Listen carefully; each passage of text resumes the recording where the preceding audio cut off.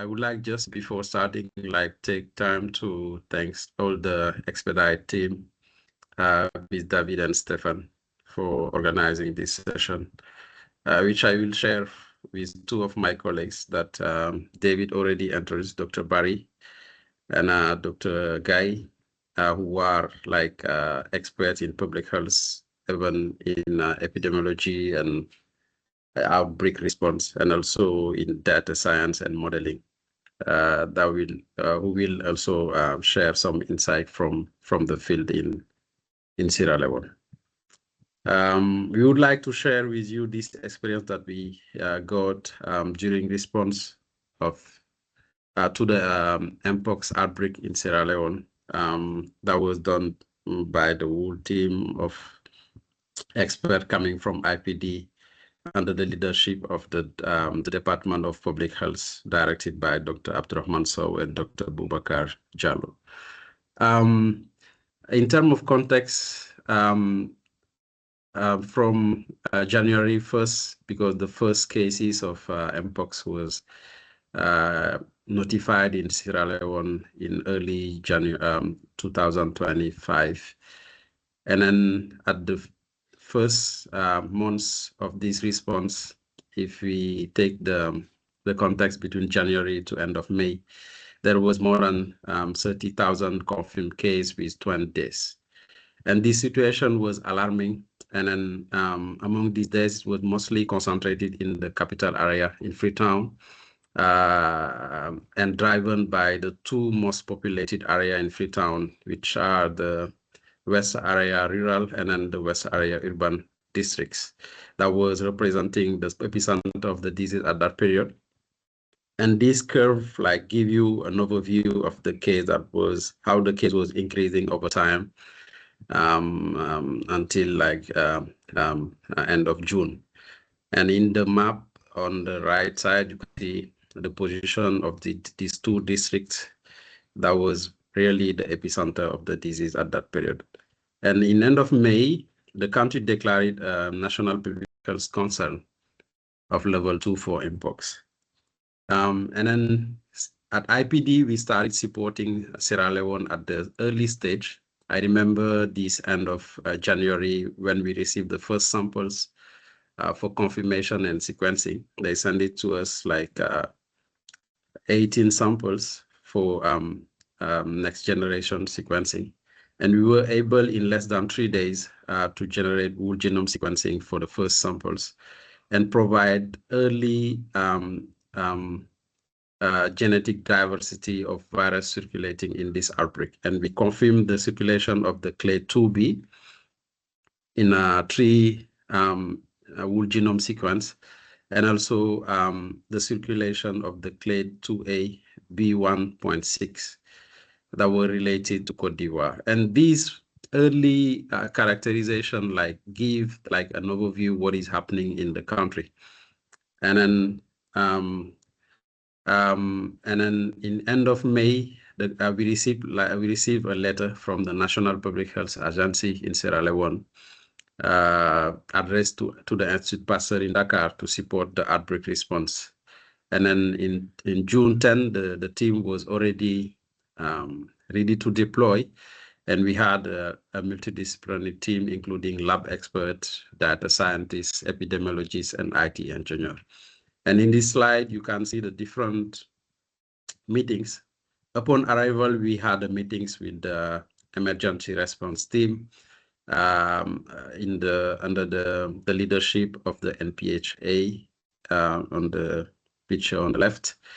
And then the team started like to deploy the lab the next day in Port Loco, and rapid like interaction with the local team to make them understand what we are coming for and what we are doing in the field. We'll be doing in the field to support this outbreak response. And in terms of objectives, this deployment had different aims. The first one is supporting the multi-sectorial coordination and monitoring, also to strengthen the Mpox diagnostic and sequencing capability in a reduced time, and then build capacity for local technicians in molecular diagnostic and as well as sequencing, assessing the data platform in terms of data sharing and data interoperability, to deploy an integrated digital platform for data collection. Because when we arrived, it was there was a very big issue in terms of data collection and centralization. And our team worked on that to have a data sharing and real-time visualization for decision making. We were able also to support data management and analysis to strengthen decision making or evidence-based decision making in the country for the stakeholders. In terms of approach, it was first to participate in strategic meetings and coordination, to contribute on technical workshops for capacity building during the outbreak with the other partners, but also site visit and coordination and supervision of operational activities. That was mainly done by my colleague Barry and the epidemiology team that was based in Freetown. And the lab was set in Port Loco, receiving samples from different districts, and then running qPCR and RAR, that is a rapid amplification, isothermal amplification. And then in that lab, we use DNA extraction based on QIAGEN and expedite kits. We would like to take the opportunity to thank the expedite team also, because we have started like working with these Swift X kits since a while, and through the project that we have in the preparted context. We were able also to set up a genomic sequencing, genomic surveillance to support the country to reach the WHO targets in terms of number of confirmed case sequence. And we share some pictures in terms of coordination with Dr. Barry, where you can see working with the epidemiologist for coordination, and then site visits around confirmed cases with other partners like WHO in the field. And the process of the samples, where we use mobile suitcase lab for rapid like identification and confirmation of cases, and real-time sequencing, where you can see on the right of the slide. The IPD team were able to cover about 6 districts out of the 16 districts in the country that were at that time representing the real hotspots. It was mainly the Port Loco district, and then other districts around like Kavala, that was a little bit far from the western part and closer to that is located in the northern part. And then I remember in end of July, we received like the supervision of data science and head of IT teams from IPD to came and reassess the situation with the teams, the local team deployed, but also to see how to provide more guidance in the light to better support the country to produce data and analysis that can orientate or guide the decision making for stakeholders.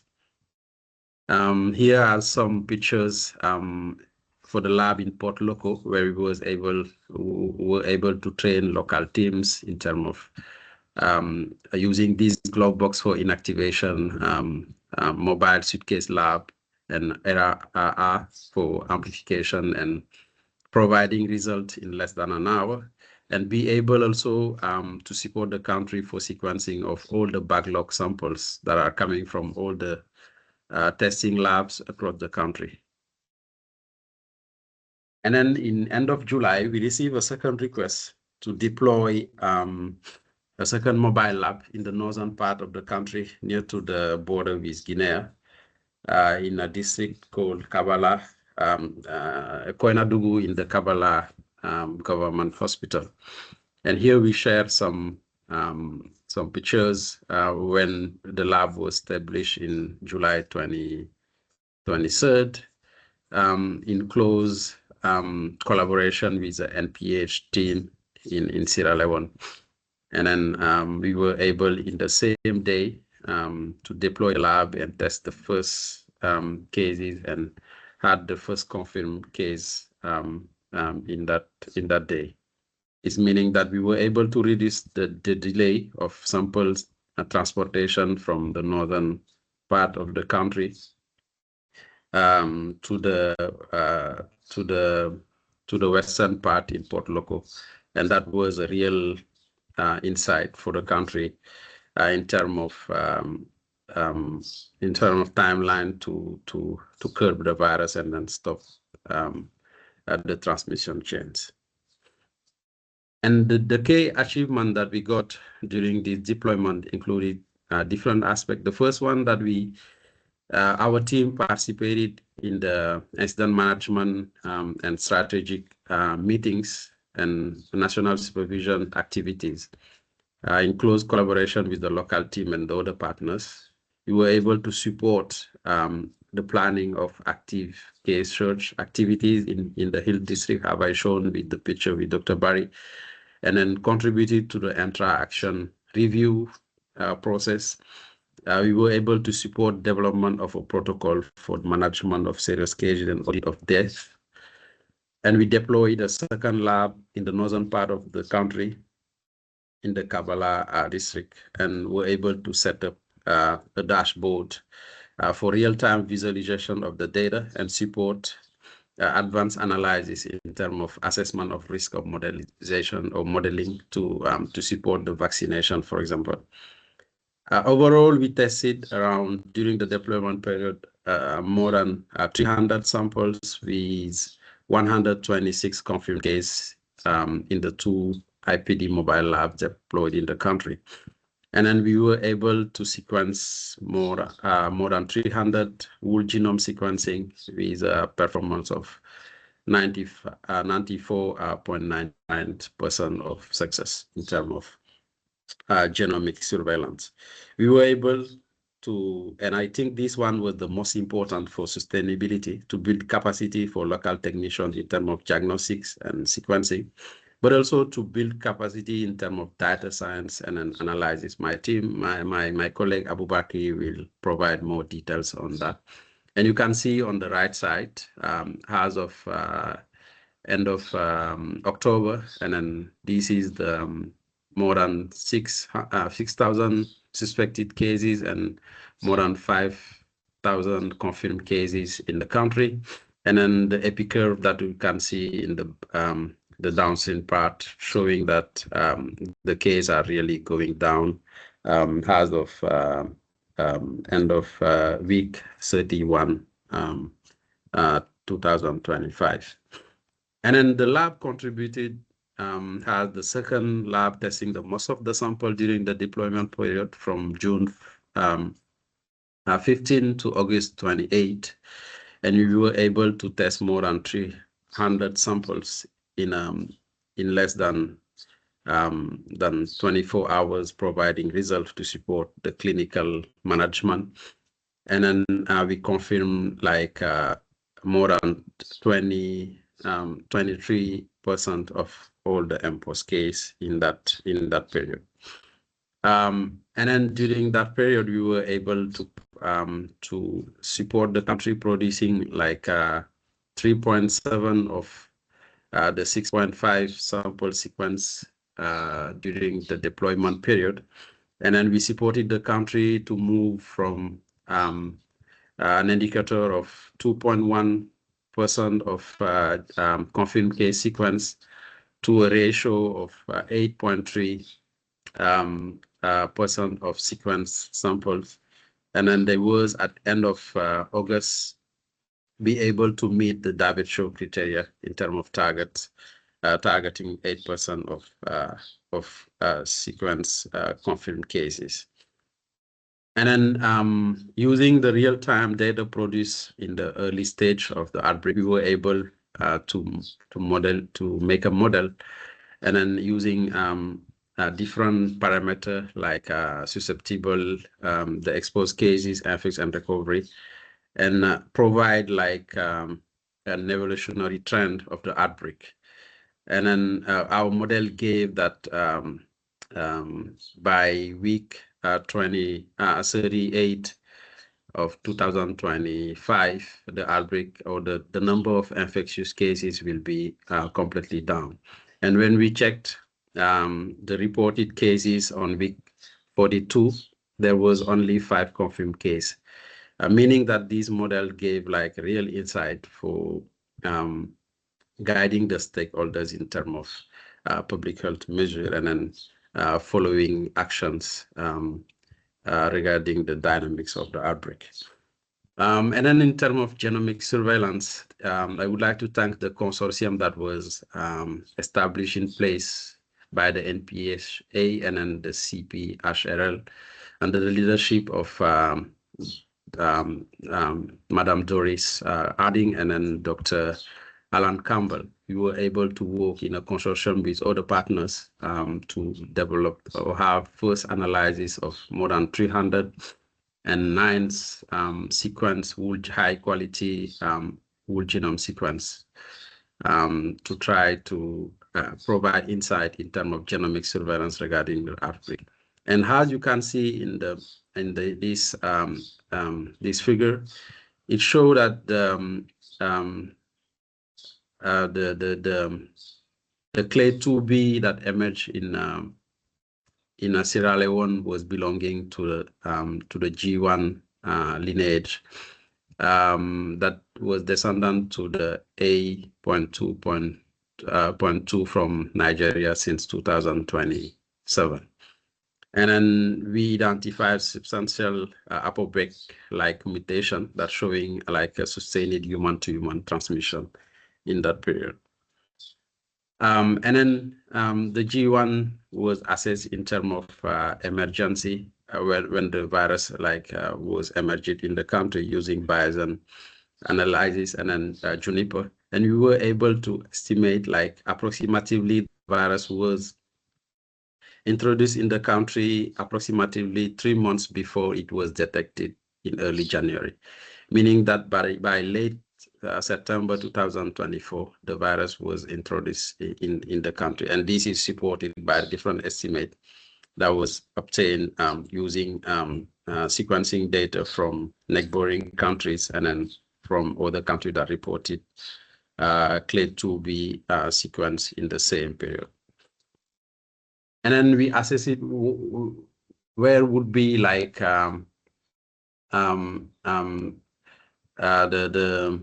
the origin of the virus, and then we assess it what is the different or the key role played by the west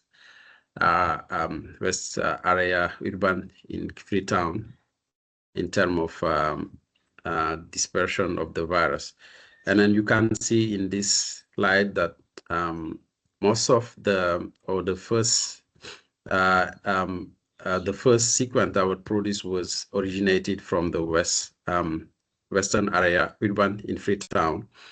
And then in the map at the D panel of the figure, it gives like there was a lot of introduction from the western area urban, that is a populated area in Freetown. And it is in that area where was identified the first index case. And then in terms of inter-district transmission, we estimated around like 71 inter-district introduction to the from the western area urban, and approximately 52 introduction inter-region introduction from also this district, meaning that district have played like a major role in terms of dissemination of the disease across the country. Even if we cannot tell with consistent that it was like the origin of the virus, but the data show that the virus have probably like circulated for at least approximately 3 months where it originated before to be introduced in the western area urban. And then in terms of virus persistence, we were able to assess the transmission chains. And then we have seen that there was a large transmission chain that started from the western area urban district, and that persisting like throughout the sampling period. And then other thing that we have like identified is that there was an early introduction of the virus in the Port Loco district in late November 2024. That has also resulted in sustained local circulation. How you can see with this side and then the green dot. And then this is consistent with the first index case that traveled previously, that have like a story of travel to Lungi. Lungi is like an area in the Port Loco district where is located the country's international airport, and then where there is also a lot of activities in terms of population movement. And then the local epidemics was mostly driven by repeated introduction from the western area urban district. And then again, this district have played a lot in terms of virus persistence in the country. And then the country was able to set up a lot of activities, public health activities, to be able like to reduce the trend, the circulation trend or circulation dynamic of the virus. The first one is when the outbreak was declared on the week 2. On week 8, the country improved the surveillance in the 2 epicenter district, hotspot district in the in Freetown, and then they organized like vaccination in these 2 districts on week 13. On week 18, there was a nationwide vaccination, and then on week 22, there was vaccination of high-risk contacts that was identified, and then ring vaccination was organized on week 24 for contacts, and then at week 26, there was like enhanced like integrated management response. That was relying on active search of different contacts in the community to be able to identify all the suspected cases in the meantime, and then be able to send sample for confirmation. And then in that period, there was like in end of October, more than 5,000 confirmed cases, and then 58 deaths with a case fatality rate of 1%. And then the achievement is the country was able to establish a substantial surveillance scale-up with more than 22,000 contact traced, genomic surveillance established in the country, over 10% of sample sequence, and then more than 180,000 vaccine dose administered. But this vaccine coverage was low, and then was lower than 2.5% of the population. But there is a lot of factors that can explain that, but we are not going to go in details in that. And then in these different findings was also translated in terms of action. And then the predominance of case without travel information in late of March, that is the first analysis that was done, was able like to inform the strategic shift from border-focused community to community-based surveillance.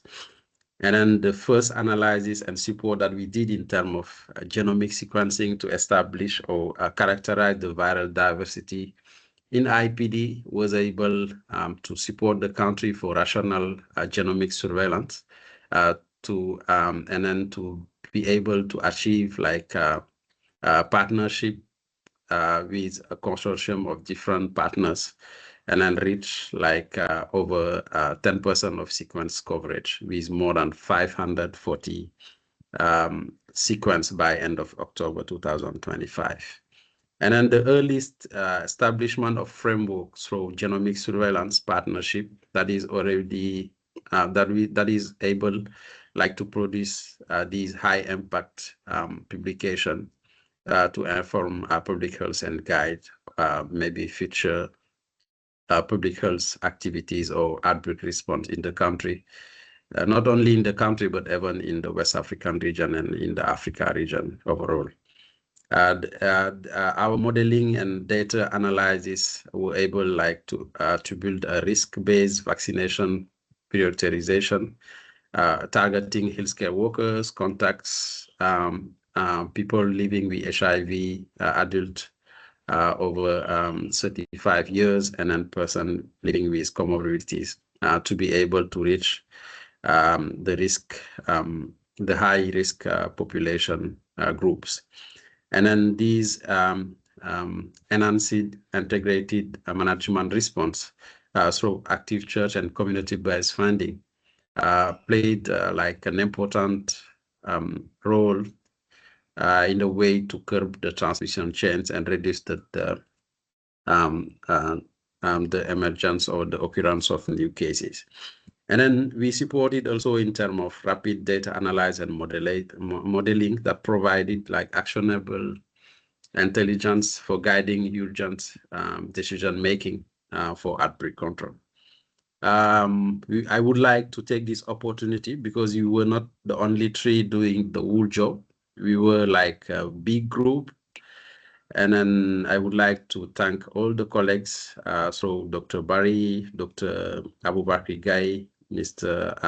Mamadou Sise for IT engineer, the lab teams with Dr. Musa that guided like the sequencing at the early stage, Mr. Mohamed Khan, Mr. Minyanjai that played an important role in terms of diagnostics and lab confirmation.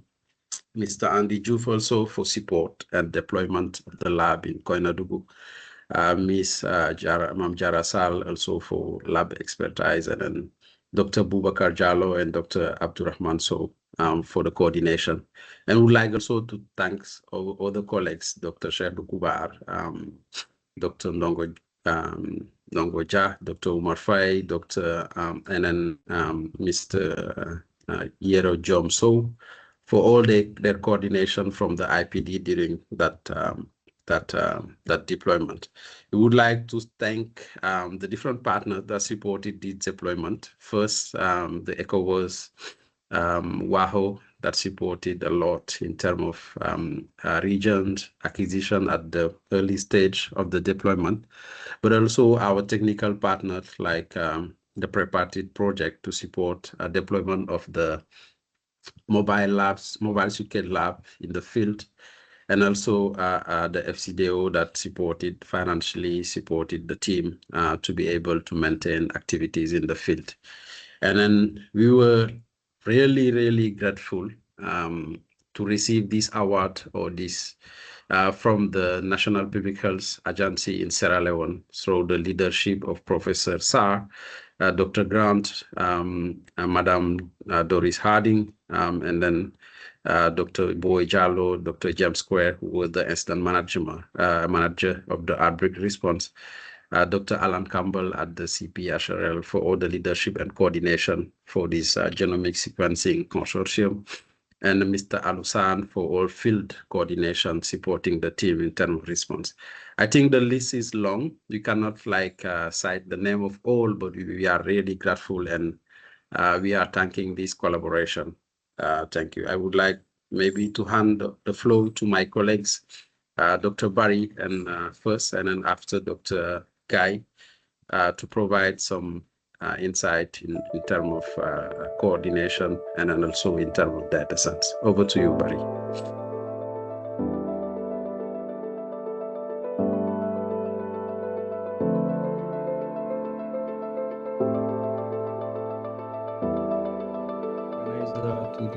webinar.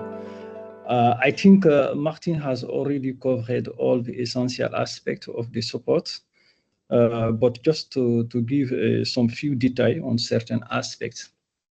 I think the approach was to participate to strategic meeting, to support surveillance pillar activities, but also we support case management pillar, because in terms of epidemic response, we have so many pillars. And our idea was to support any pillar where we have opportunity and expertise to help. But also to participate to some technical workshop, because within that response period, there were so many workshops organized by leaders in the country. But regarding the coordination, it was to participate to the incident management system meeting every day in the morning with all partners, and also all pillars actors. And also within that meeting, we give some insights, some expertise regarding some issue they face during that response. And also what we made also is to organize some meeting with some other partners, because in that response, we have WHO, African CDC, Geneva WHO, but also other partners involving in that response. But it was for us to meet other partners, to discuss with them, to address some key issues we faced during that response. And also to organize some meeting with other donors to give them all activities we did in field, and also how to address the issue regarding financial support. And then we support also surveillance activities pillar. But why surveillance activities? Of course, because I'm surveillance expert. But we noticed that when we visited some case management center during that response, I showed that past now 98% or 100% of hospitalized cases, they all have genital lesions. And when I show the case definition they were using before we arrived, we show that they are not included genital lesion in the case definition. So we advise them to add genital lesion in the case definition, so that we have possibility to capture those patients at early stage, so that maybe we can help them to not go directly to the complication stage. So that was some insight we made for surveillance pillar. And also we participate to the national supervision mission, because we help them. We noticed that at the time we arrived, 100% of cases were come from hospital. They were the cases who came directly to the hospital, which tell them that maybe we need to get community cases, and if we catch cases within the community, maybe we have possibility to interrupt the chain of transmission within the community. So we help them to work on that strategy, advanced strategy for community active case, community research.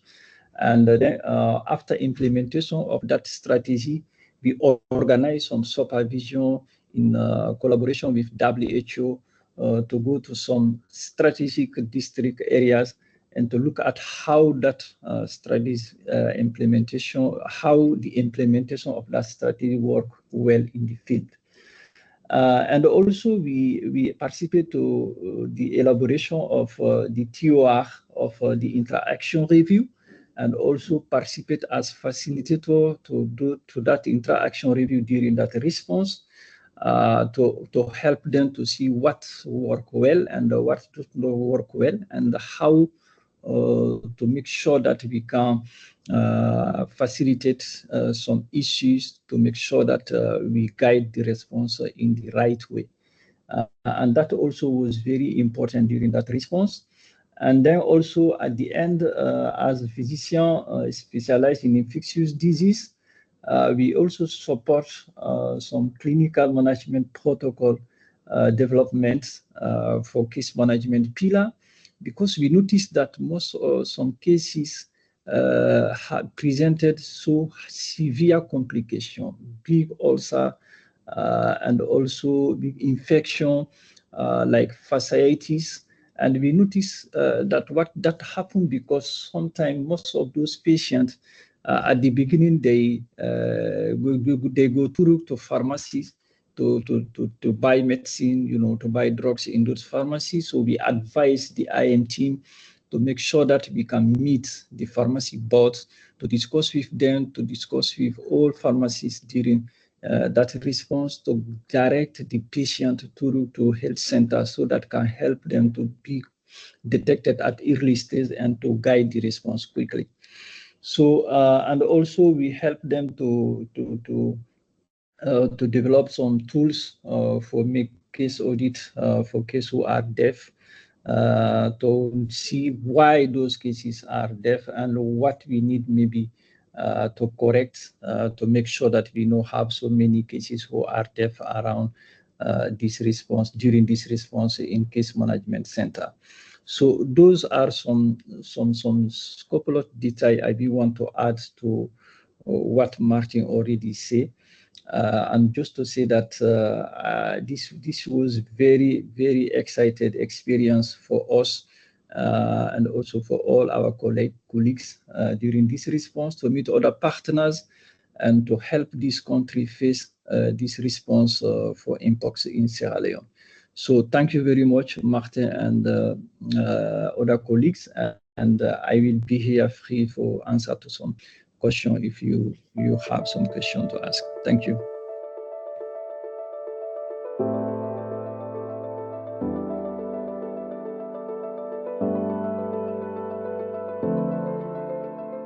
Thank you, Dr. Barry, for the additional information.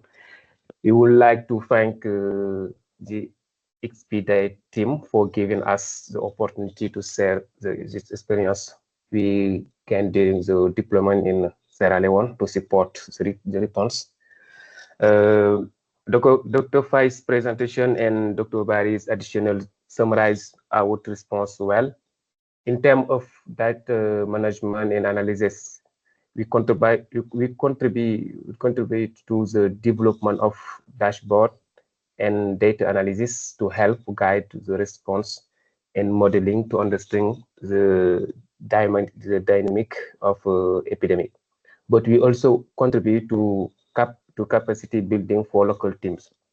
All this is made possible thanks to the true of the local team who have agreed to share their data, lab data, monitoring data, and aggregate vaccination data. Without this data, our support would not be possible.